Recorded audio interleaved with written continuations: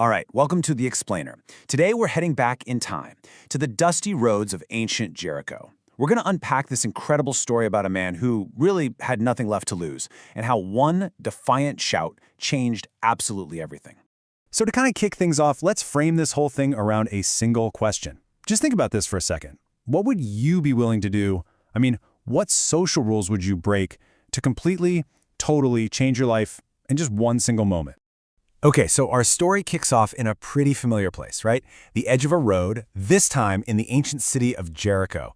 And that's where we meet a guy who, well, he isn't really seen as a person. He's more like a permanent fixture of the landscape. He's just defined by his blindness and his begging bowl. And this is him, Bartimaeus. His name, it literally just means son of Timaeus. But his real title, the one everyone knew him by, blind beggar. His life was just this predictable daily grind. Darkness, depending on others, and just waiting for whatever strangers might toss his way. But then, on this day, something changes.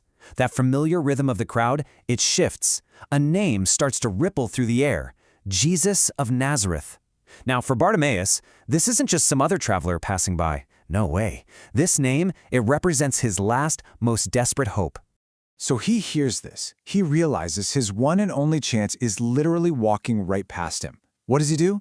The only thing he can do. He uses his voice. He just cries out. A raw, faith-filled shout that just slices right through all the noise of the crowd. But his cry for help, right? This attempt to break free from his situation, it's immediately shut down. And guess who's doing the shutting down? The very people standing right next to him. And this, right here, this is the core conflict of the story. You've got the crowd on one side, basically telling him, hey, be quiet, know your place. But here's the kicker. Trying to silence him? It completely backfires. It just makes him even more determined. And this part is so crucial. He wasn't just being persistent here. He was being defiant. He's faced with all these people telling him to shut up, and what does he do? He doubles down. He shouts all the more. He's basically refusing to let their opinions ruin his one shot at a totally new life.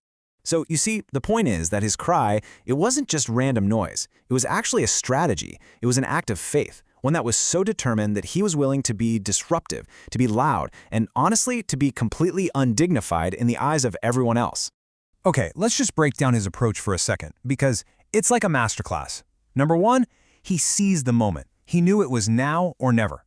2, he just straight up ignored the naysayers. 3, his call was super specific, right? Son of David. And 4, he shouted like he absolutely knew he was going to be heard. Total conviction. And what happens next is just brilliant. That one, single, persistent, defiant voice, it does the impossible. It cuts through all that noise, and it stops everything dead in its tracks. And just like that, everything comes to a halt. In the middle of this huge, moving crowd, Jesus just stops. Think about that. The most important person in that entire procession stops for the one person everyone else thought was a nobody. And check this out. Jesus doesn't just yell back at him, oh no. He tells the crowd, the same people who were just trying to shut him up, hey, you guys, go call him. He completely flips the whole social dynamic on its head. It's incredible. And Bartimaeus' response, it's instant. It's total. He throws off his cloak, which you have to remember, that's the symbol of his entire identity as a beggar. He jumps to his feet and gets to Jesus. He's literally, physically shedding his old life before he's even healed. And then Jesus asks this really profound question. He doesn't just assume what he wants. He puts the ball entirely in Bartimaeus' court.